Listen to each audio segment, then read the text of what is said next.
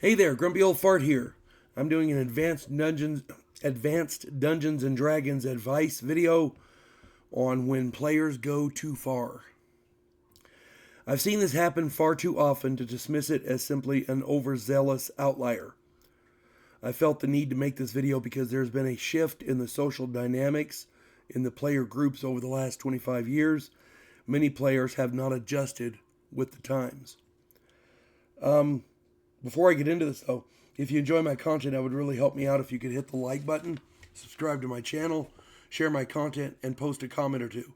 Remember, I welcome your comments, even if you disagree with me. Friends can still disagree. And check me out over on Rumble for my political commentary and weekly current events. If you enjoy a good book, check out my author page over on Amazon.com. My pen name is H.L. Anderson. You can find all of my books there, including the ones pictured here. The first two in a 3-book, soon-to-be 4-book series, the Devo Poland Chronicles. The first one is Vanguard 1. The second one is Task Force Terminus. The third one you'll find is Gulag of the Damned. That's a study of humanity from an alien perspective. So I hope you get it and I hope you enjoy it. All right. When players go too far, let me explain. When I started playing in 1976, 99.9% of the players were guys, and the majority of those, to be blunt, weren't getting laid. Homophobia and sexism were rampant all across the world. It was the times we lived in. Players had their characters perform acts in the game that would be abhorrent in our modern culture. Sexism was rampant in the games because we were all guys and there were no females to offend.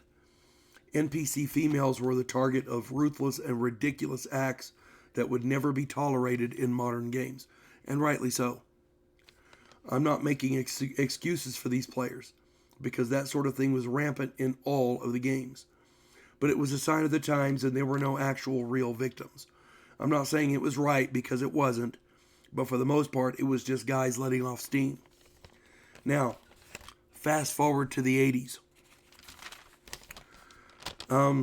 Shit changed for a number of reasons. More ladies were getting into the games, and the culture shifted away from where it was to more tolerance and more tolerance for some things and less tolerance for things like sexism and like that. And amen. That's a good thing. All right. Dungeons and Dragons has always welcomed everyone who wanted to play. Okay. Again, I'm not judging one way or the other because it was the times that we lived in, but anyway, there were a few players in my games that failed to adjust to the times. One guy wanted to run a game, but flat out stated that guys would run male characters and girls would run female characters because, as Bill explained, that he didn't, quote, he didn't want any of that homo shit in his game, close quote. Yeah, he never ran that game, and there were 2 players in my game whom all of us loved. One was a gay guy and the other was a bisexual girl who loved running male barbarians. Bill never played with us again. He was virtually ostracized by the entire gaming community. And maybe rightly so. I don't know, but that was unacceptable in our games. Another guy, Dave, was running a barbarian in my friend Carol's game. One of her NPCs, a princess, was on the run from her evil uncle who had killed her parents. She was the rightful ruler of the kingdom and had asked our group to help her.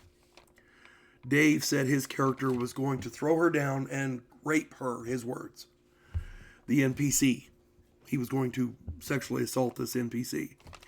He explained that it was what his barbarian would do. My dwarf grabbed him by the hair and threw him bodily into the campfire. The rest of the group hacked him to death.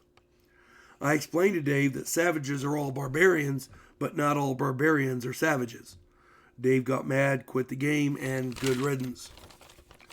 I think this video is targeting the OG, the old fart gamers like me. The newer generation of players are more politically correct and mature. There are good and bad things about this. The pros are that the roleplay aspect is more prevalent and that the games are far more inclusive for females and gay or lesbian players. And amen. Rightly so. The games should welcome everyone. Period. The bad part is that as a player or a dungeon master, we have to be more considerate to avoid offending people. These new players are, in my opinion, too easy to offend and get their feelings hurt too easily. I never set out to hurt anyone's feelings, so please understand that if I ever do hurt people's feelings, it is never intentional. But by the same token, I think that anyone should be able to have any opinion they want, and feel free to discuss it whenever they feel to, whenever they want to. One of the things that irritates me is the practice of signing a promissory document saying that as a player you will not talk about politics or be offensive. This is people who cry when their beliefs are proven invalid and they lack the truth and facts to support their beliefs. I will never ever make my players sign a paper like that. However, a player being offensive simply to emotionally hurt another player is simply not tolerated in my games. Any player that attacks another player for his or her race, gender, sexual preference, or who they are is immediately ejected from my game, period. If they are lucky, there will be no physical violence. I simply do not tolerate that shit, period. I really am a grumpy old fart when it comes to someone picking on my friends and players. I never tolerated that even back in the 70s. The things I do not tolerate in my game is drug use, sexual assault, homophobia, sexism, religious intolerance, racism, real-world violence, bullying, or theft. I'm good with healthy discourse of politics and government and social issues, but I won't allow players to bully others in such discussions.